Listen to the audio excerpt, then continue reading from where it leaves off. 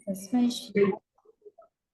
श्री चैतन्यमनोभीष्टं स्थापितं येन भूतले स्वयं रूपकदा मह्यं ददाति स्वपदान्तिकं वन्देऽहं श्रीगुरुं श्रीयुतपदकमलं श्रीगुरुं वैष्णवांश्च श्रीरूपं साग्रजातं सहगणरघुनाथान्वितं तं सजीवं साद्वैतं सावधूतं परिजनसहितं कृष्णचैतन्यदेवं श्रीराधाकृष्णपादान् सहगणललिता श्रीविशाखान्वितांश्च हे कृष्ण करुणा सिंधु दीनबंधु जगत्पते गोपेश गोपिका कांता राधा कांता नमोस्तुते तप्त कांचन गौरांगी राधे वृंदावनेश्वरी वृषभानुसुते देवी प्रणमामि हरिप्रिये वाञ्छाकल्पतरुभ्यश्च कृपा सिन्धुभ्येव च पतितानां पावनेभ्यो वैष्णवेभ्यो नमो नमः श्रीकृष्ण चैतन्य प्रभो नित्यानंद श्री अद्वैत गदाधर श्रीवासादि गौरभक्तवृंद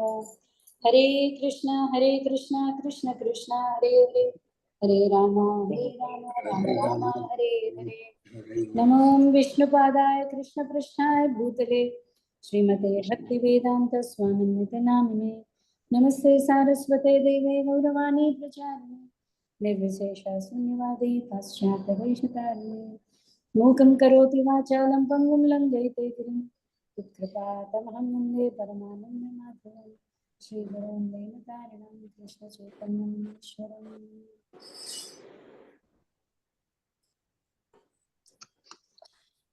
हरे ओम नमो भगवते वासुदेवाय ओम नमो भगवते वासुदेवाय ओम नमो भगवते वासुदेवाय नारायणं नमस्कृत्य नरं चैव नरोत्तमं देवीं सरस्वतीं व्यासं ततो जयमुदीरये नष्टप्रायेषु भद्रेषु नित्यं भागवतसेवया भगवतोत्तमश्लोके भक्तिर्भवति नैष्ठिके कृष्णाय वासुदेवाय देवकी नन्दनाय च नन्दगोपकुमाराय गोविन्दाय नमः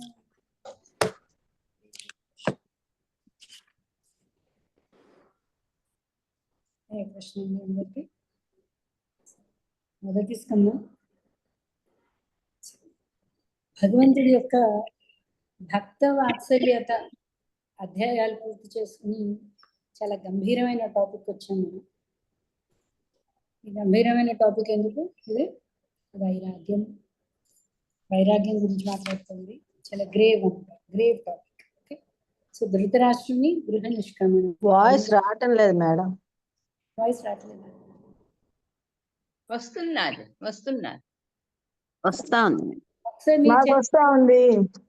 ఓకే, నాకు రావట్లేదు ఏంటో. ఒకసారి మీరు చెక్ చేయండి. ఓకే, సో ధృతరాష్ట్రుని గృహ నిష్క్రమణం.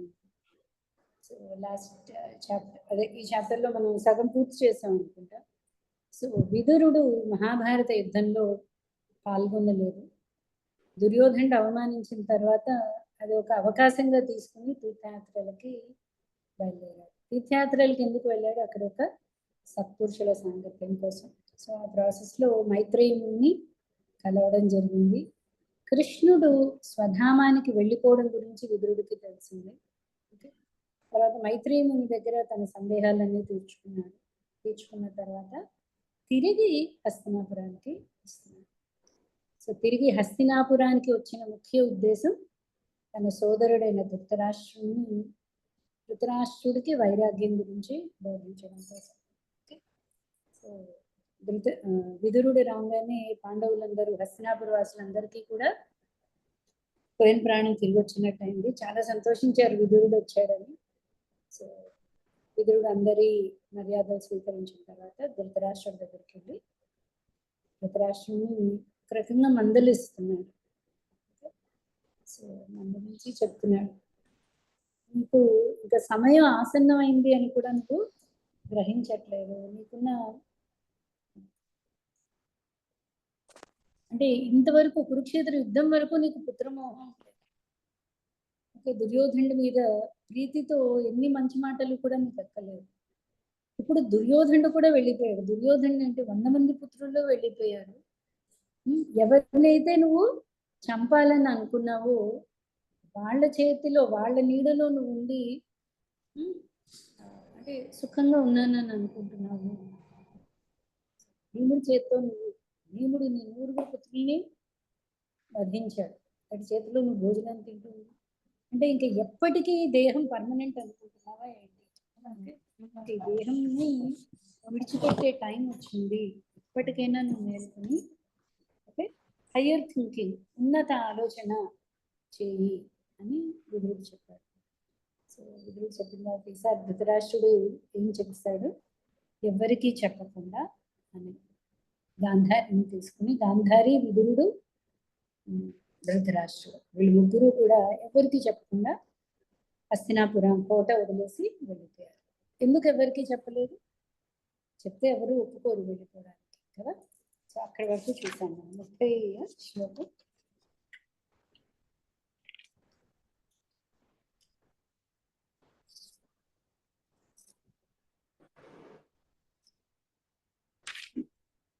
ఒక్కసారి 29 నుంచి చదువుదాం.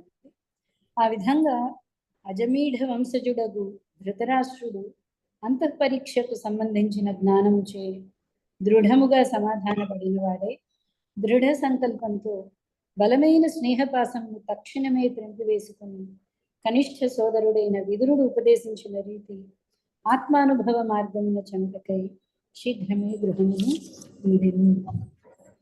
శత్రువు నుండి తీవ్ర ప్రహారమును స్వీకరించు వీరుల వలె సన్యాస దండమును స్వీకరించిన వారికి హర్షదాయకమైన హిమాలయ పర్వతములకు తన భర్త పయనమగుటను గాంచి మృదు స్వభావయు సాధ్వియు గాంధార రాజైన సుబలుని తనయు అగు గాంధారి అతనిని అనుసరించను.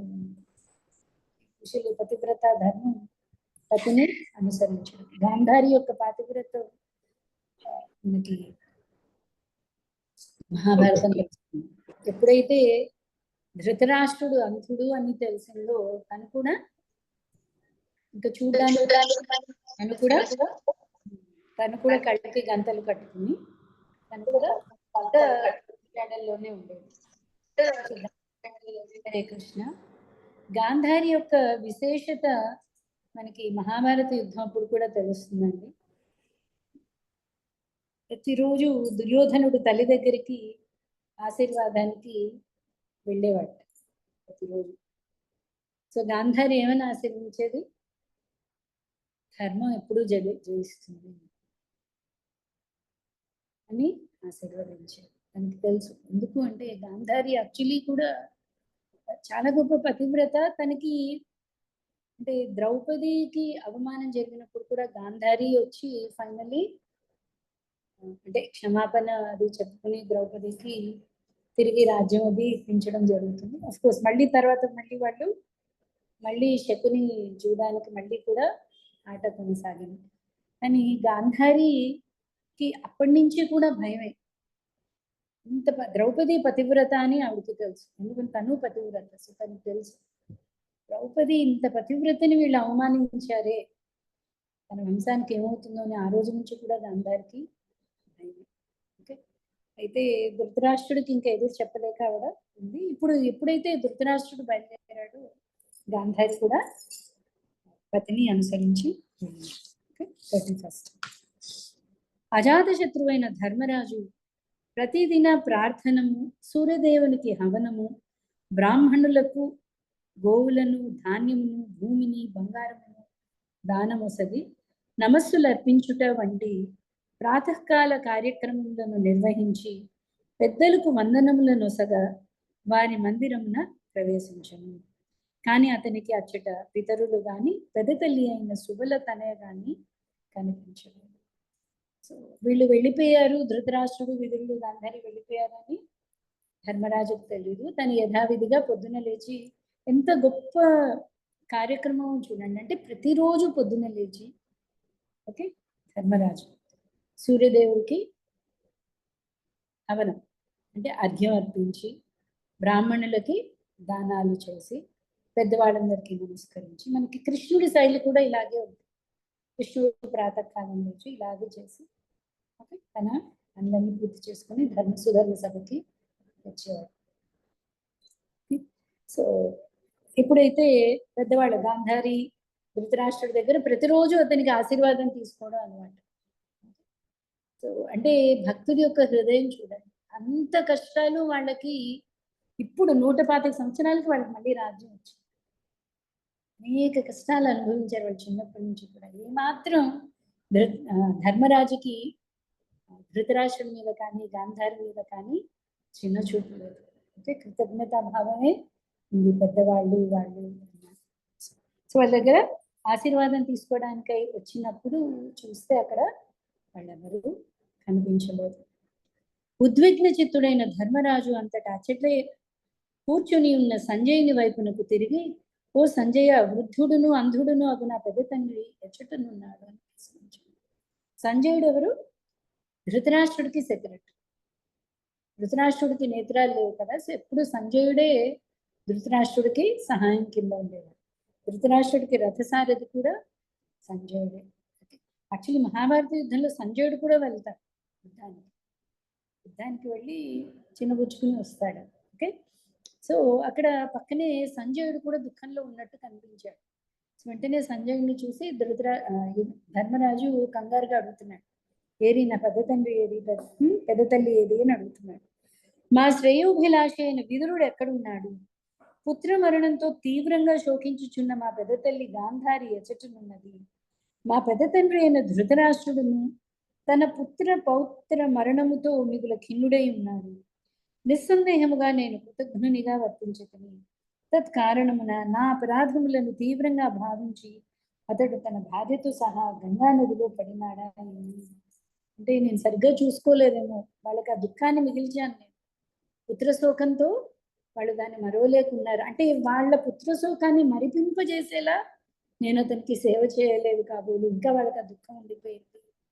ఓకే, ఆ దుఃఖానికి నా దగ్గర ఉండడం ఇష్టం లేక వాళ్ళు ఏమైనా గంగా నదిలో మునిగిపోయారా అని బాధపడుతున్నాడు. ఓకే, సో ఇక్కడ కూడా మనం చూడొచ్చు, ప్రభుపాద గారు రాస్తారు, వాళ్ళ లోపాలు మనం చూడట్లేదు. యుధిష్ఠిరుడు అక్కడ కూడా తనదే లోపమేమో, అరే నా తప్పేమో అనుకుని బాధపడుతున్నాడు.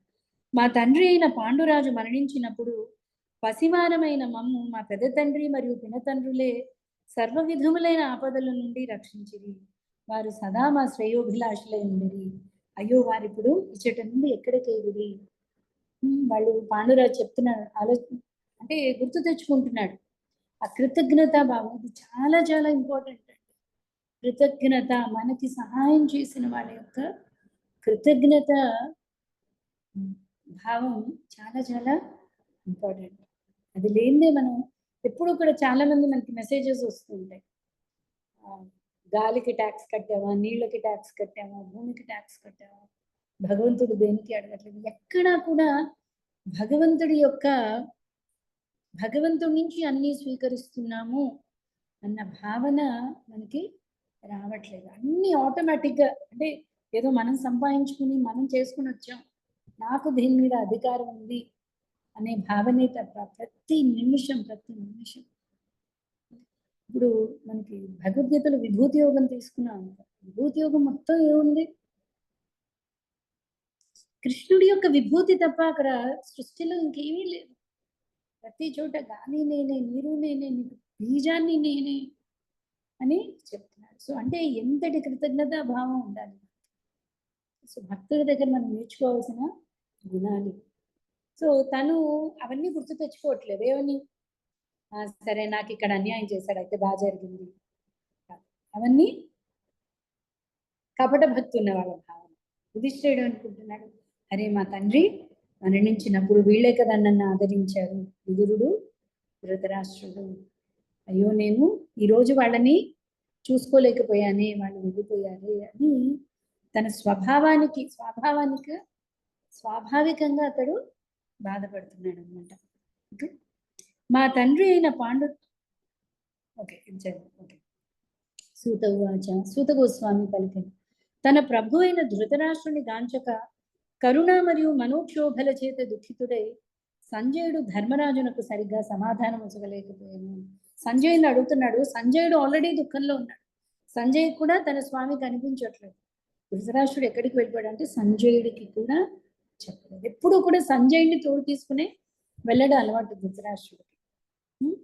తొలుత అతడు బుద్ధిచే మనస్సును నెమ్మదిగా సమాధానపరిచి కన్నీటిని తుడుచుకుని తన ప్రభువుకు ధృతరాష్ట్రుని పాదములని స్మరించుచు ధర్మరాజునకు సమాధానం సులభడును.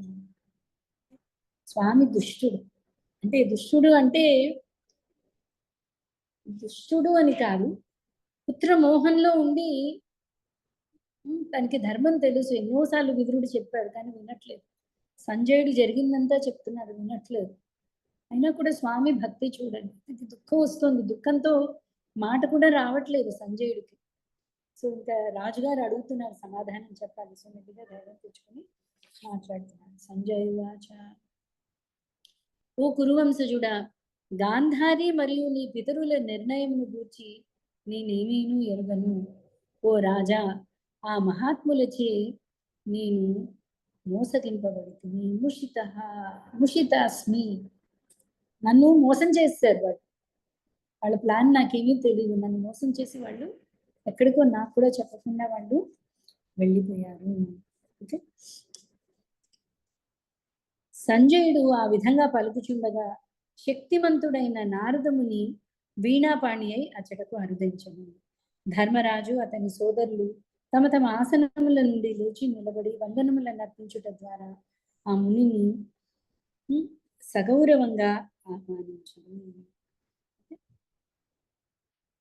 భగవాన్ నారద, యాక్చువల్లీ భక్తుడికి మనం భగవాన్ అని జోడించు, కానీ ఇక్కడ భక్తుడు అంటే ఒక స్టేజ్ భక్తికి వచ్చిన తర్వాత ఇంకా భగవంతుడికి భక్తుడికి పెద్ద తేడా లేదు. నారదుడి ఎంతటి భక్తుడు అంటే ఇక్కడ సూత గోస్వామి భగవాన్ నారద మాట, యాక్చువల్లీ నారద మహర్షి, నారదుడు అక్కడికి వచ్చాడు అనమాట. ఓకే, యుధిష్ఠరు వెంటనే వీళ్ళందరూ నమస్కరించి యుధిష్ఠుడు చెప్తున్నాడు, హే భగవాన్, మా తండ్రులు ఎచటకు వెడలిరో నేను ఎరగలేకున్నాను. అదే విధంగా పుత్రులందరి మరణంతో దుఃఖితై ఉన్న తపస్విని అగు మా పెద్ద తల్లిని కూడా నేను కాంచకున్నాను. నారదుని అడుగుతున్నాడు. ఎందుకు? నారదుడా త్రిలోక సంచారి, ఎక్కడికైనా వెళ్ళగలడు. ఇది వరకు చెప్పాడు, అందరి హృదయంలోకి ప్రవేశించగలడు. ఓకే, అలాంటిది మీకేమన్నా తెలుసా? మీరు సంచారం చేస్తున్నారు కదా, నాకు వాళ్ళు కనిపించట్లేదు, చాలా ఆత్రంగా అడుగుతున్నారు. ఎక్కడైనా చూసారు? యూజువల్లీ చిన్న పిల్లలు ఎక్కడైనా కనిపించకపోతే వెంటనే మనకు ఆత్రం వస్తుంది, పెద్దవాళ్ళు కనిపించకపోయినా ఆత్రం వస్తుంది. ఓకే, సో ఎంతో ఆత్రంతో ధర్మరాజు నారదుని చూసి అడుగుతున్నాడు.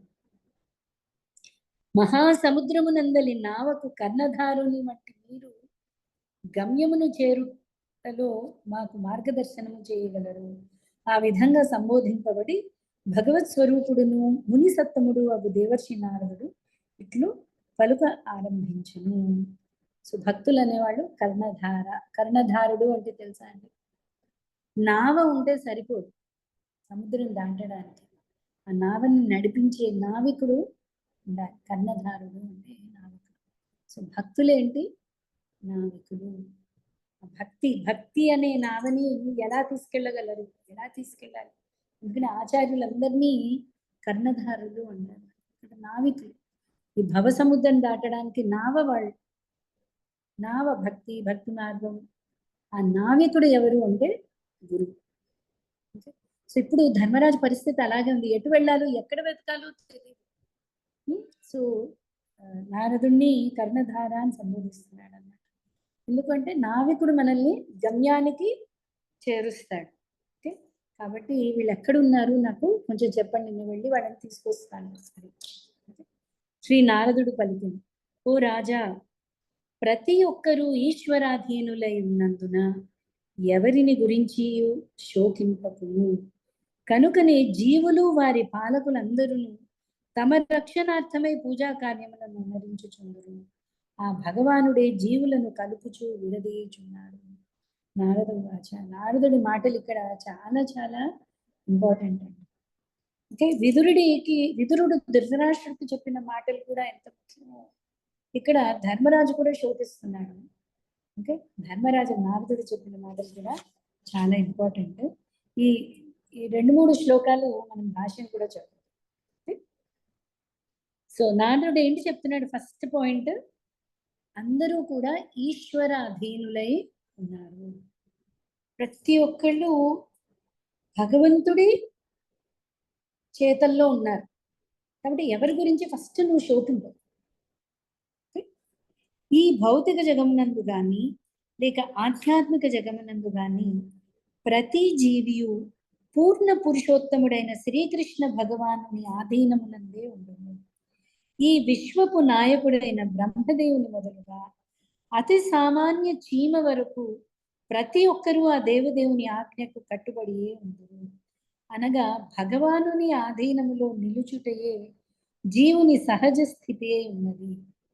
మూర్ఖ జీవియే, ముఖ్యంగా మానవుడు కృత్రిమముగా భగవన్ నియమమునకు విరుద్ధముగా తిరుగుబాటు చేసి అసురునిగా దండించబడును. భగవానుని ఆజ్ఞ చేతనే జీవుడు ఒకానొక ప్రత్యేక స్థానమును నెలకొల్పబడి తిరిగి ఆ దేవదేవుని ఆజ్ఞ చేతనే లేదా అతని ప్రామాణిక ప్రతినిధి ఆజ్ఞ చేతనే ఆ స్థానము నుండి మార్చబడుచుండును. బ్రహ్మదేవుడు, శివుడు, ఇంద్రుడు, చంద్రుడు, ధర్మరాజు వంటి వారు లేదా నేటి కాలపు నెపోలియన్, అక్బర్ చక్రవర్తి, అలెగ్జాండర్ గాంధీ, సుభాష్ చంద్రబోస్, నెహ్రూల వంటి వారందరూ భగవానుని దాసులే. వారందరూ వారి వారి స్థానములలో నెలకొల్పబడి తిరిగి భగవానుని సంకల్పం చేత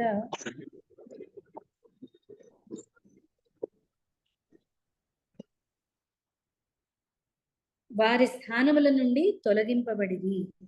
వారిలో ఎవ్వరునూ స్వతంత్రులు కారు. అటువంటి జనులు లేదా నాయకులు తిరుగుబాటు ధోరణిలో భగవానుని శక్తిమత్వమును గుర్తించకున్నను పలు క్లేశముల ద్వారా వారు భౌతిక జగత్తు మరింత కఠిన నియమములకు గురి కాబడుదును. అనగా కేవలము మూర్ఖులైన వారే భగవానుడు లేడని పలుకుదురు. తన తండ్రులు పెదతల్లి హఠాత్తుగా నిష్క్రమించుటచే మిగులు ఉద్విగ్నుడైనందున ధర్మరాజు ఈ నగ్న సత్యమును సంపూర్ణముగా అవగతం చేసుకున్నాను. పూర్వకర్మలను అనుసరించి ధృతరాష్ట్రుడు ఆ స్థానమున నెలకొల్పబడను. పలు సుఖములను లేదా దుఃఖములను అతడు ఇదివరకే అనుభవించి ఉన్నాడు. కానీ అదృష్టవశమున అతడు విదురుని వంటి ఉత్తమ సోదరుని పొంది ఉండను. అతని ఆదేశముపై ధృతరాష్ట్రుడు భౌతిక జగమునందలి సర్వ వ్యవహారములకు స్వస్థ చెప్పి ముక్తిని బడయుటకై గృహమును వీడెను. నిర్దేశింపబడిన సుఖ దుఃఖములను సాధారణ యత్నముచే ఎవ్వడునూ మార్చలేరు. కాలము యొక్క సూక్ష్మ ఏర్పాటులో సంభవించు అట్టి వాటిని ప్రతి ఒక్కరూ అంగీకరించియే తీరవలెను. వాటికి ప్రతిక్రియ చేయుటకు యత్నించుటలో ఎట్టి ప్రయోజనము లేదు. కనుకనే ముక్తి కొరకే యత్నించుట అనున్నది అత్యుత్తమ కార్యమై ఉన్నది. ఉన్నత చైతన్యము మనోకర్మలను కలిగి ఉన్నందున ఈ విశేష అవకాశము కేవలము మానవునికే ఒసగబడినది. మానవ జన్మను పొందినప్పుడు ముక్తిని సాధించు నిమిత్తమే పలు విధములైన వేదోపదేశములు ఉద్దేశింపబడినవి. అవన్నీను కేవలము మానవునికే సంబంధించి ఉన్నవి. లభించిన ఉన్నత చైతన్యమును దుర్వినియోగపరచువాడు నిక్కముగా శిక్షింపబడి ఈ జన్మలో గాని భవిష్యత్తులో గాని పలు విధములైన క్లేశములకు గురి చేయబడును. ఈ విధముగానే భగవానుడు ప్రతి ఒక్కరిని నియమించుచుండును. అంటే ఒకళ్ళు రాక కానీ ఒకళ్ళు పోక కానీ రెండూ కూడా భగవంతుడి నియంత్రణలోనే ఉన్నాయి. ఓకే, ఒక భగవంతుడి శాంక్షన్ వల్ల ఏంటంటే ఒకళ్ళు ఒక పదవిలో ఉంచబడుతున్నారు. భగవంతుడి శాంక్షన్ వల్ల కొన్ని రోజులు ఆ పదవిలో ఉండగలుగుతున్నారు. తిరిగి భగవంతుడి శాంక్షన్ వల్ల ఆ పదవి నుంచి అతడు తొలగింపబడుతున్నాడు. చాలాసార్లు ఇప్పుడు మయన్మార్లో చూసారా అండి, ఉన్నట్టుండి కూలిపోయి అంటే అంతవరకు ఆ నిమిషం ముందు వరకు ఎవరు ఊహించి ఉండరు. ఇది నా పదవి, ఇది నేను దేనికోసం పనిచేస్తూ మనం ఎప్పుడు చీమ గురించి చెప్పుకుంటూ ఉంటాం. చీమ వెళ్తుంది వస్తుంది, వెళ్తుంది వస్తుంది, వెళ్తుంది వస్తుంది. దానికి ఉద్దేశం ఏం లేదు. వెళ్ళడం, ఆహారం తెచ్చుకోవడం, దాచిపెట్టుకోవడం, తెచ్చుకోవడం, దాచిపెట్టుకోవడం, తెచ్చుకోవడం, దాచిపెట్టుకోవడం. ఇక్కడ ప్రభుపాద వారు ఏం చెప్తున్నారు, ఈ జ్ఞానం ఆలోచిస్తే మానవుడికి ఒక్కటే అర్థమవుతుందండి. ఇప్పుడు పిల్లి కుక్కలు జన్మనిస్తూనే ఉంటారు. ఆ పిల్లలు ఎక్కడ పోయాయో తెలీదు, ఇంకేమైనా పిల్లలు చంపేసాయో తెలీదు, వాటి గురించి వాటికి బెంగలేదు. మళ్ళీ మళ్ళీ జన్మనిస్తుంటాయి, మళ్ళీ జన్మనిస్తుంటాయి, మళ్ళీ జన్మనిస్తుంటాయి. ఎందుకంటే వాటికి హయ్యర్ థింకింగ్ లేదు, ఉన్నత ఆలోచన లేదు. ఉన్నత ఆలోచన కేవలము మానవ జన్మకి మాత్రమే ఇవ్వబడింది. సో అలాంటప్పుడు మనం దాన్ని అవకాశం అంటే దాన్ని భాగ్యంగా తీసుకుని ఆలోచించడం మొదలుపెట్టాలి. సో ఇక్కడ నారదుడు వారి ఉద్దేశం ఏంటి అంటే చెప్తున్నాడు, ఏం చెప్తున్నాడు అంటే, సరే ఇప్పుడు వెళ్ళిన ధృతరాష్ట్రుడి గురించి ఆలోచిస్తున్నాం, మరి మిగతా మీ తాతగారు ఏంటి, మీ తండ్రి గురించి అందరూ కూడా భగవంతుడి యొక్క కంట్రోల్లో ఉన్నారు. సో మనం ఏం చేస్తా ఉంటే అది యాక్సెప్ట్ చేయకుండా దానికి ఎదిరించడానికి ప్రయత్నిస్తున్నాం. ఎప్పుడైతే ఎదిరించడానికి ప్రయత్నిస్తామో భగవంతుడిని ఎదిరించడం అనేది అవ్వదు. అది కేవలం అసురులు చేసే పని. అసురులు అనుకుంటున్నారు నేను ఎలా అయినా సరే ఈ మృత్యువుని నేను జయిస్తాను, తపస్సులు చేస్తున్నారు, ఇది చేస్తున్నారు లోకాలు. వాళ్ళకి కళ్ళకి కనిపించే ఇంకా పవర్ఫుల్ అసురస్ అంటే రావణాసురుడు, హిరణ్యకశిపుడు లాంటి వాళ్ళు బ్రహ్మలోకం వరకు కూడా వెళ్ళగలరు.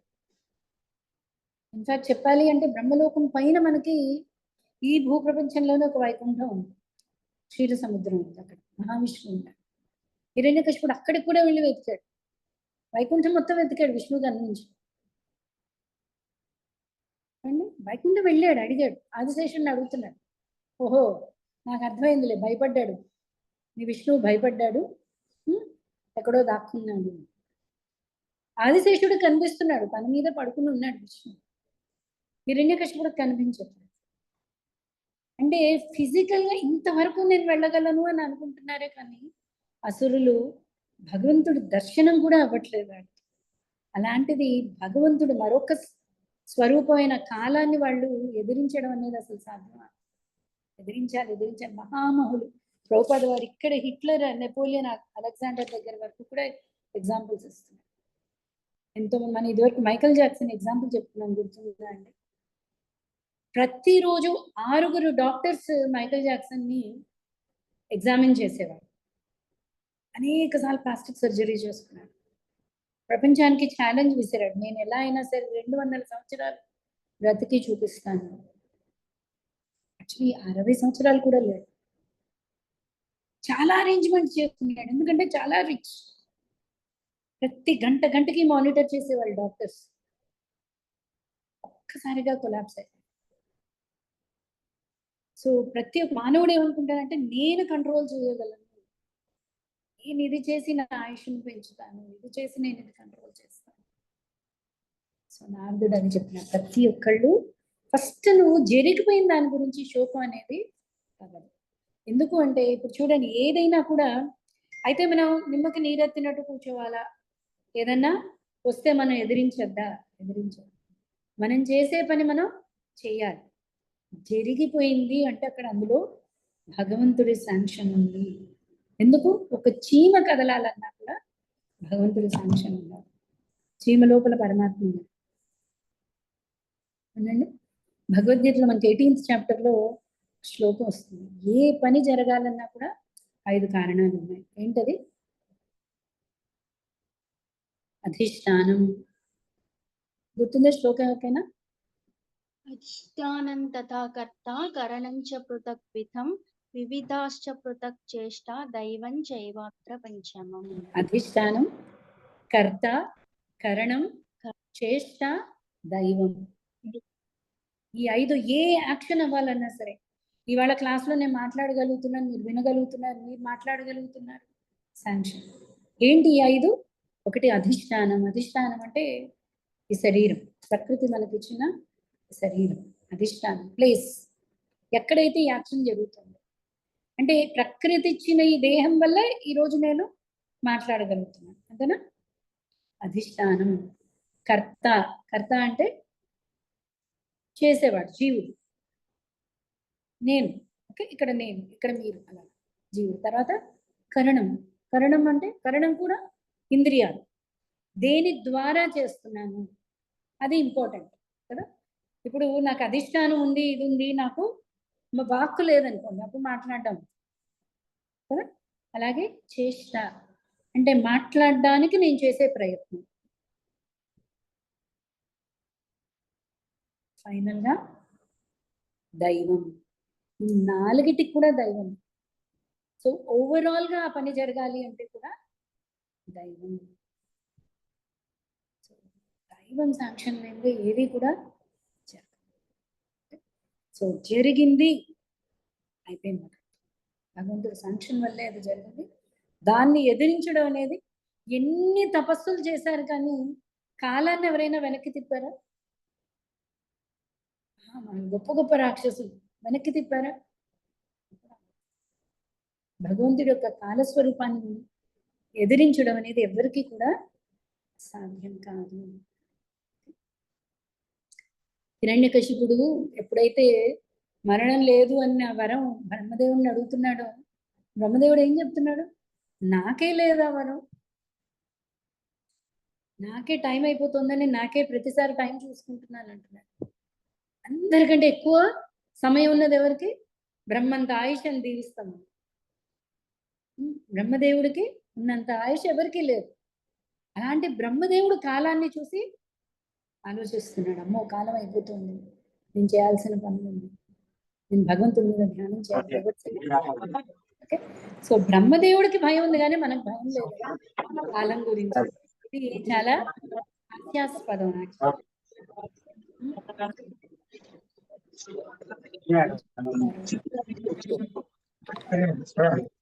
Hmm? 42. దీర్ఘమగు ముక్కు త్రాడు వేయబడి బంధింపబడిన పశువు బద్ధమై ఉండునట్లు మానవులందరూ పలు విధములైన వేద నిర్దేశములచే కట్టుబడి భగవదాజ్ఞలను పాటింపబద్ధులై ఉన్నారు. పశువుకు ముక్కుతాడు కట్టేసి లాగితే మనం ఎటు వెళ్తే అది రావాల్సిందే, వేరే దారేం లేదు. అలాగా అందరూ కూడా కర్మబద్ధులం, గుణబద్ధులం, వీటన్నిటికీ పైన బద్ధం. మెయిన్ తాడు ఎవరు పట్టుకుని ఉన్నారు? భగవంతుడు పట్టుకుని ఉన్నారు. సో ఆ తాడు ఎలా తిప్పితే అలా తిరగాల్సిందే, ఆప్షనే లేదు. మనం అనుకుంటాం నాకెవ్వరు మనల్ని బంధించినట్టు ఎప్పుడైనా అనిపించిందా? మనకి ఎప్పుడైనా ఫీల్ అయ్యారా?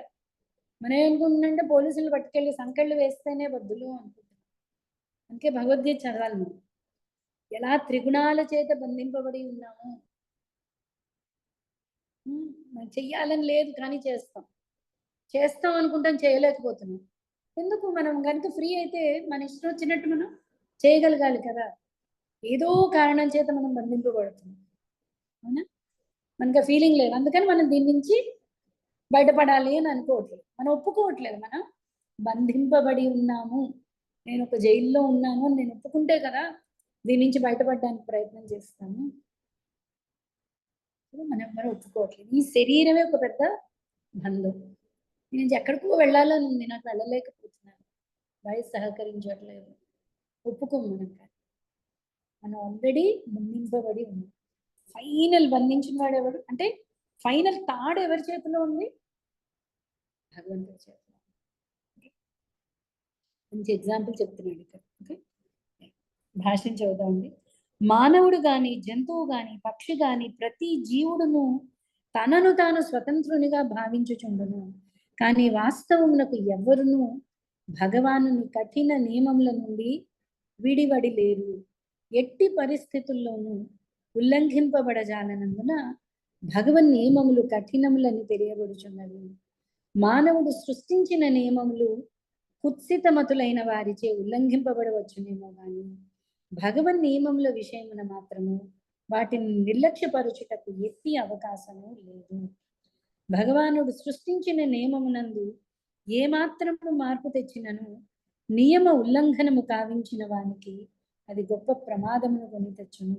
అట్టి భగవన్ నియమములే సాధారణముగా వివిధ పరిస్థితులకు చెందిన ధర్మ నియమములుగా పేర్కొనబడుచున్నవి. యాక్చువల్గా చిన్న ఎగ్జాంపుల్ అండి, మనందరూ కూడా గవర్నమెంట్ చేత బంధింపబడి ఉన్నావా లేదా? జైల్లో ఉన్నవాళ్ళు బంధింపబడి ఉన్నారు. మనందరం కూడా బంధింపబడి లేవు అని మనం ఎందుకు అనిపిస్తుందంటే మనం గవర్నమెంట్ను ఫాలో అవుతాం. సో ఎప్పుడైతే భగవంతుడి నియమాలకి మనం కట్టుబడి ఉన్నాము, మనకు వచ్చిన ఇబ్బంది లేదు. ఎప్పుడైతే వ్యతిరేకించడం మొదలు పెట్టామో అప్పుడు ఏమవుతుంది? తీసుకెళ్ళి జైల్లో వేస్తారు. అప్పుడు ప్రమాదం వస్తుంది. సో ధర్మాచరణ అనేది ఇప్పుడు కూడా మనం బద్ధులమే, కానీ ఫ్రీడమ్ ఉంది మనకి. ఇప్పుడు నేను ఎక్కడికైనా వెళ్ళాలి, ఏదో పిక్నిక్ వెళ్ళాలి అంటే నేను వెళ్ళగలను. జైల్లో ఉన్నవాడు వెళ్ళలేడు. సో నాకు ఫ్రీడమ్ ఉంది, వాడికి ఫ్రీడమ్ లేదు. నాకు పూర్తి ఫ్రీడమ్ ఉందా? లేదు. గవర్నమెంట్ రూల్స్ ప్రకారం ఎక్కడి వరకైనా నేను వెళ్ళగలను. ఇంకెక్కడికైనా వెళ్ళాలి అంటే అక్కడ రూల్స్ ప్రకారం. సో అన్ని చోట్ల ఫ్రీడమ్ ఉంది, ధర్మాచరణలో ఫ్రీడమ్ అనేది ఉంది. కానీ ఫైనల్ గా మనం బంధింపబడి ఉన్నాం గుణాల చేత, కర్మల చేత, కోరికల చేత. అనేక బంధాలు బంధింపబడి ఉన్నాయి. వీటన్నిటికీ కంట్రోలింగ్ తాడు భగవంతుడి దగ్గర.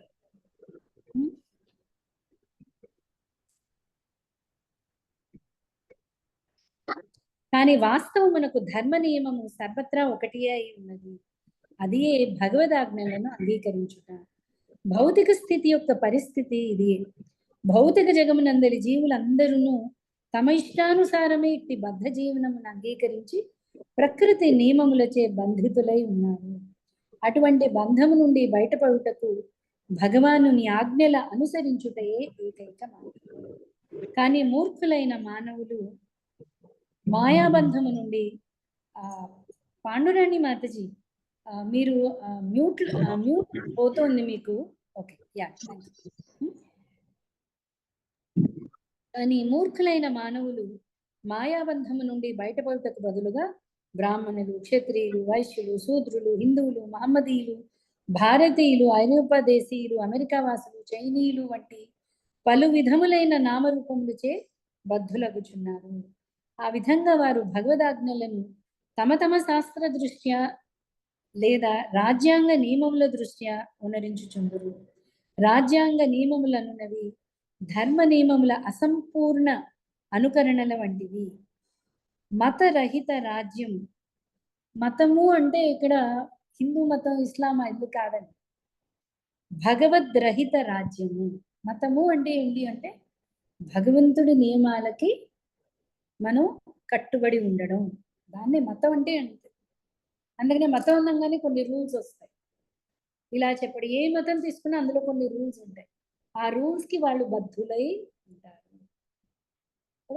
మతము అంటే ఏంటి? భగవత్ రాజ్యము. భగవత్ రహిత రాజ్యాన్ని మతం లేకపోవడం అంటారు. ఓకే, భగవన్ నియమములను ఉల్లంఘించుటకు జనులకు అవకాశం వసగినను రాజ్యాంగ నియమములను ఉల్లంఘించుట నుండి నిషేధించును. దాని ఫలితం ఏమనగా మానవునిచే సృష్టింపబడిన అసంపూర్ణ నియమములను పాటించుట కన్నను భగవన్ నియమములను ఉల్లంఘించుట చేతని జనులు దుఃఖ భాగులగుదురు. ప్రతి మానవుడును భౌతిక స్థితి అందలి పరిస్థితుల దృష్ట్యా అసంపూర్ణునిగానే ఉండును. భౌతికంగా ఎంత పురోభివృద్ధి చెందిన వాడైనను దోషరహితమైన సంపూర్ణ రాజ్యాంగంను సృష్టింపగలడనుటకు కించిత్తు కూడా అవకాశం లేదు. దీనికి విరుద్ధంగా భగవన్ నియమములందు ఏమాత్రము అటువంటి అసంపూర్ణత గోచరించదు. నాయకులందరూ భగవన్ నియమములందు జ్ఞానవంతులైనచో గమ్యము నెరుగని వారితో నిండి ఉండేది తాత్కాలిక రాజ్యాంగ సభల అవసరమే కలగదు. ఎప్పుడైతే మనం ఇదివరకు చెప్పుకున్న ముగ్గురు మాత్రం భగవద్భక్తులై ఉంటే అసలు మన ప్రపంచానికి వచ్చిన నష్టమే లేదండి. ఏంటది?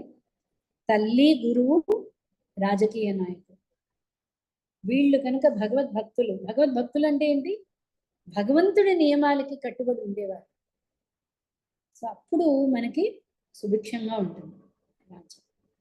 ఇప్పుడు ముగ్గురు ముఖ్యంగా నాయకులు, అలాగే గురువులు, అలాగే తల్లిదండ్రులు. ఎందుకంటే వీళ్ళు ముగ్గురి ప్రభావమే ఒక మానవుడి పైన ఉంటుంది.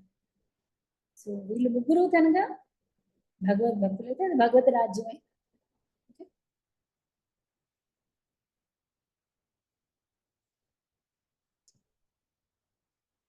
మానవుని తాత్కాలిక నియమములలో మార్పులనున్నవి అవసరమేమో గాని సంపూర్ణుడైన భగవానుని చేతని దోషరహితముగా సృష్టింపబడినందున భగవన్ నియమములందు ఎట్టి మార్పు అవసరం లేదు. ధర్మ నియమములనున్నవి జీవుని వివిధ స్థితిగతులను అనుసరించి ముక్తులైనట్టి భగవత్ ప్రతినిధులచే ఏర్పాటు చేయబడి ఉన్నవి అండి.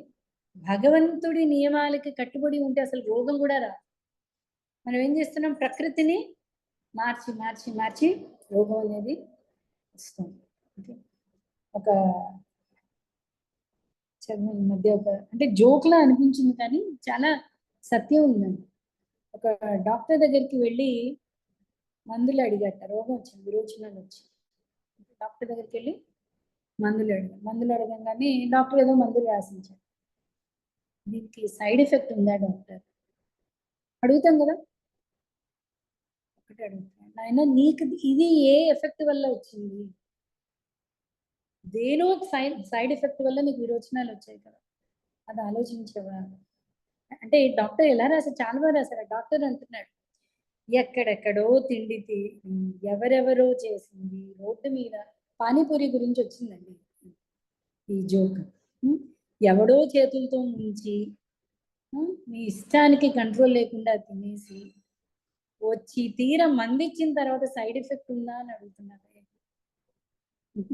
ఏంటి యాక్చువల్గా మన ఒంట్లో ఉన్న ప్రతి రోగం మన భగవంతుడి నియమాన్ని ఉల్లంఘించడం ద్వారా వచ్చిన సైడ్ ఎఫెక్ట్.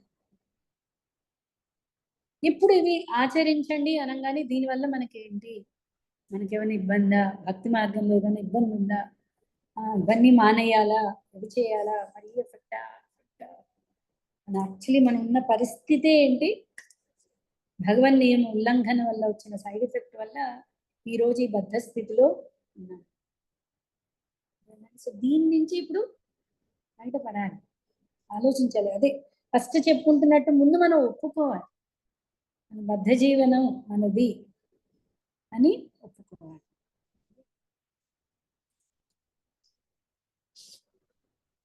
అదే భగవన్ నియమాల్లో ఎక్కడ కూడా మనకి అసంపూర్ణత అనేది ఉండే. ప్రభుపాద వారు చెప్తుంటారు, సైన్స్ ఈ రోజు మందు ప్రవేశపెడుతుంది. ఓకే, ఇప్పుడు కరోనాకి అందరు ఏమన్నారు, ఏంటి వ్యాక్సిన్ వచ్చింది, బయటపడ్డాం అనుకో. ఇప్పుడు తర్వాత వచ్చేవన్నీ ఏంటి, వ్యాక్సిన్ యొక్క సైడ్ ఎఫెక్ట్.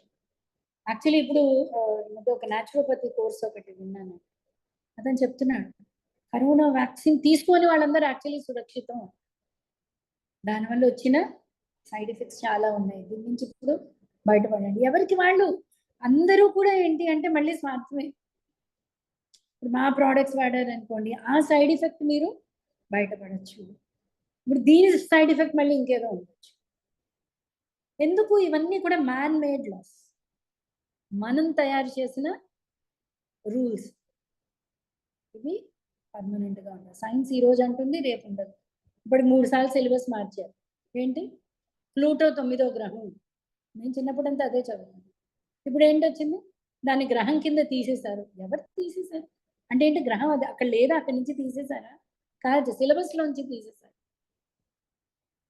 ఆ తర్వాత మళ్ళీ ఏవో వాగ్వేదాలు జరిగాయి, మళ్ళీ దాన్ని గ్రహం కింద ఒప్పుకున్నారు. ఓకే, సో ప్రతి చోట ఏం జరుగుతుంది, మానవుడు యాక్చువల్లీ ఉన్న రూల్స్ ని గ్రహం నుంచి తీయడం అవ్వదు. ప్లూటో గ్రహం ముట్టుకోగలవు, అసలు చేరుకోగలవా, అది గ్రహాల నుంచి తీసేసాము, వీళ్ళెవరు తీయడానికి. నవగ్రహాలు అంటే నవగ్రహాలు ఉన్నాయి అంతే. ఓకే, అదే మానవుడి లాస్. అదే మనం చూడండి, ఇప్పుడు ఆయుర్వేదం తీసుకున్నాం అనుకో, చాలా ఎగ్జాంపుల్స్ ఉన్నాయి కదా. ఇప్పుడు పసుపు అనండి, ఆవు, పంచగవ్యం అనండి, ఎప్పటికీ కూడా ఎంత సైన్స్ మారి ఏం మారినా కూడా వాటి ఎఫెక్ట్ మారదు. ఎందుకంటే అది భగవంతుడి శాస్త్రం, శాస్త్రం ఎప్పటికీ మారదు.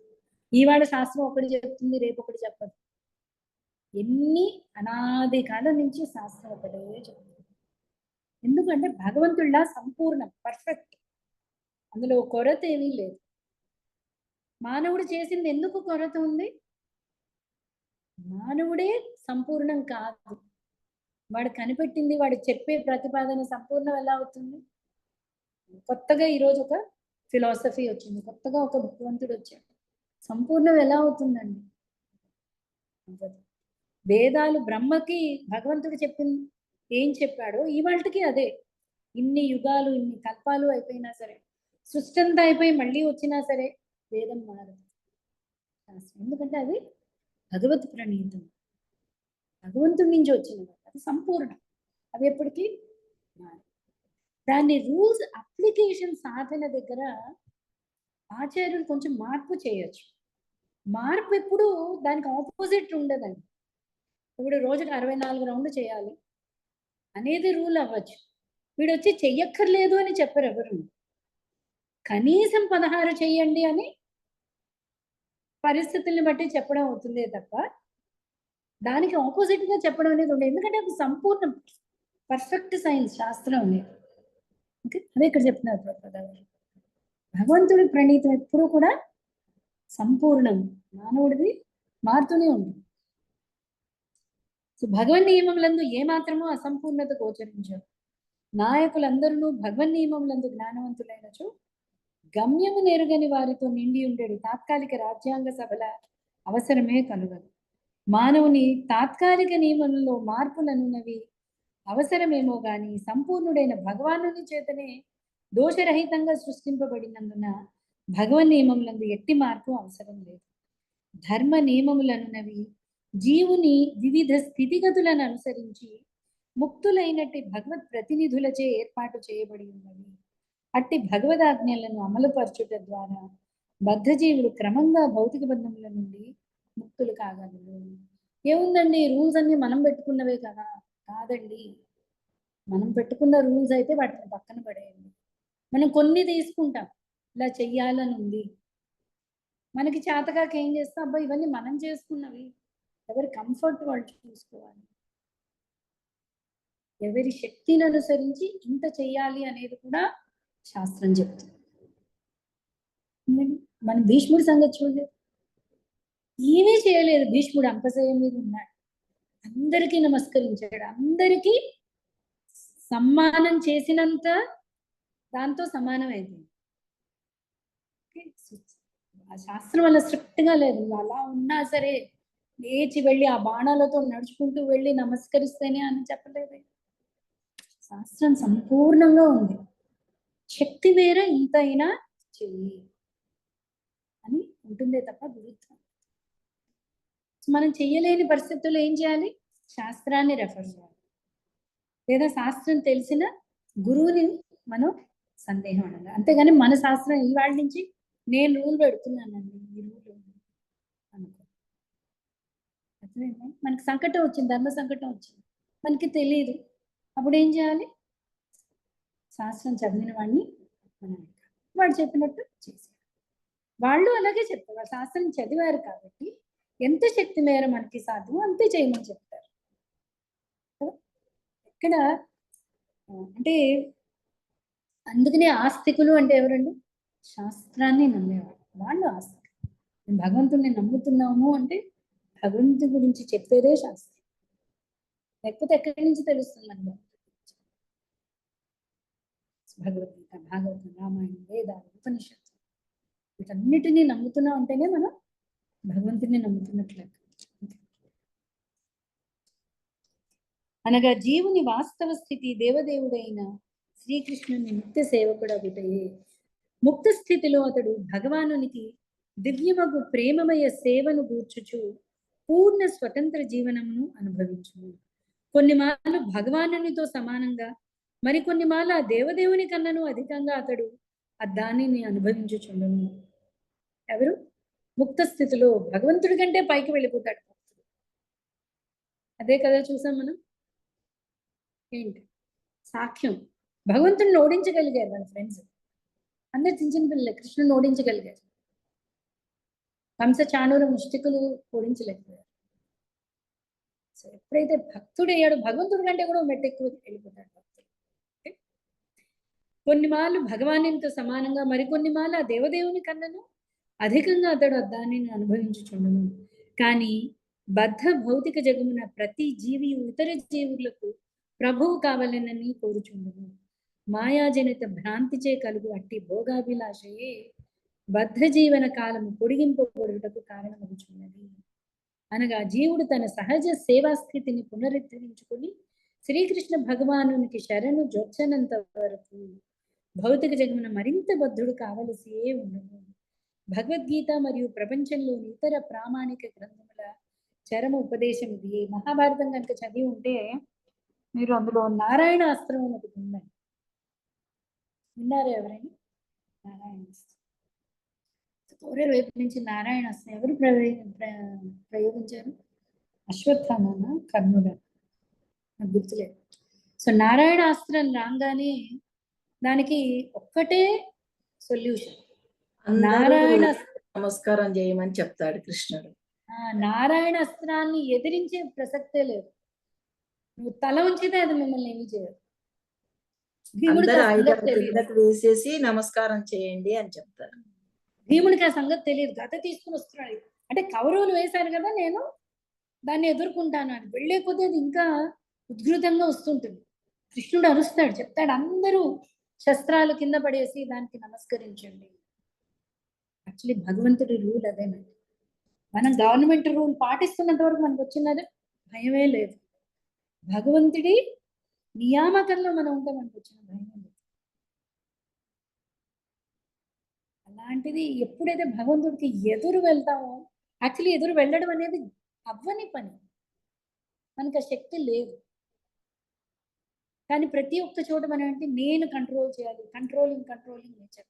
ఇక్కడ ఏమంటున్నారంటే ఎంత మనం కంట్రోల్ చేయాలి అనుకుంటే మన బద్ధ జీవనం అంతగా పొడిగింపబడుతుంది. అంటే ఇంకా ఇంకా ఇంకా ఇక్కడే కూడుకుపోతుంది. ఇంకా ఇంకా అంటే ఎదిరించే కొద్దీ బంధం ఎక్కువైపోతూ ఉంది, ఇంకా పవర్ఫుల్ అయిపోతుంది దాన్ని.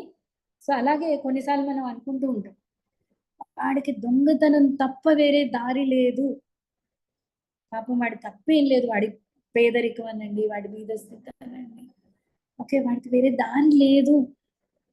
ఎందుకు? ఆల్రెడీ ఎదిరించి ఎదిరించి ఎదిరించి ఎదిరించి ఆ స్థితికి వాడు వచ్చేసాడు. ఇంకా అంతకంటే హీనం ఏంటి అంటే పశుజన్మ. పశుజన్మకు అసలు చాయిసే లేదు. దాని గుణాలు ఎలా చెప్తే అది అలా చేస్తుంది. తినాలి అంటే వెళ్ళి తింటుంది అంతే. ఇంకో కుక్క వెంకలు పడాలి అంటే అది పడుతుంది అంతే, దాన్ని ఎవరు ఆపరు. అంటే ఆ స్థితికి అది వచ్చేసింది. పాపం పాపం అది ఏం చేస్తుంది అంటే ఆల్రెడీ పాపం చేసి చేసి చేసి చేసి ఓకే ఎదిరించి ఎదిరించి ఎదిరించి ఇంకా టైట్గా ముడేసి ఇంకా పశుజన్మ వచ్చేసి ఇంకా స్వాతంత్రం అనేది పూర్తిగా పోయింది. ఆ వీధిలో తిరిగే స్వాతంత్రం కూడా మన వాళ్ళు బెల్ట్ వేసి పాపం దాన్ని ఇంట్లో కూర్చోబెడుతున్నారు. అది ఇంకా ఇంకా దయనీయ పరిస్థితి. పశుజన్మ అంటే ఫ్రీడమ్ డేస్. సో ఒక మనిషికి ఆ పరిస్థితి వచ్చింది అంటే ఆల్రెడీ బతుడు బతుడు బతుడు కరెక్ట్. ఇంక వాడికి అప్పుడు అది తప్ప ఇంకా వేరే ఆప్షన్ లేదు. ఒక పరిస్థితి వస్తుంది, ఇంకొకరిని చంపితే కానీ వాడు బతకడానికి ఆప్షన్ లేకపోవచ్చు. ఎందుకు వచ్చింది ఆ పరిస్థితి? అదే చెప్తున్నాను, మనం కంట్రోల్ నేచర్ ఉండే కొద్దీ ఇంకా ఇంకా టైట్ అయిపోతుంది భగవంతుడి యొక్క ముడి. ఇంకా విప్పుకోవడం ఇంకా టైట్ అయిపోతుంది. ఇంకా అంటే పీకే కొద్ది కొన్నిసార్లు మనకు తెలియదు, ముడి విప్పుతున్నాం అనుకుంటాం, అది యాక్చువల్లీ పాపం ఇంకా టైట్ అయిపోతూ ఉంటుంది. అయ్యో అనవసరంగా దీన్ని లాగానే అనుకుంటాం. సో భగవంతుడికి ఎదురెళ్ళే కొద్దీ ముడి ఇంకా కసిముడు అయిపోతుంది. పూర్తి కసిముడు అయిపోయిందంటే జంతుజన్మ. భక్తిలో ఉన్నంత వరకు స్వల్పమప్యస్య ధర్మస్య రాయతే మహతో భయాత్. కొంచెమైన భక్తి మార్గంలోకి వస్తే ఆ జంతు జన్మ భయం అనేది లేదు మనకి. అంటే మన ఫ్రీడమ్ ఇంకా మన దగ్గర ఉంటుంది.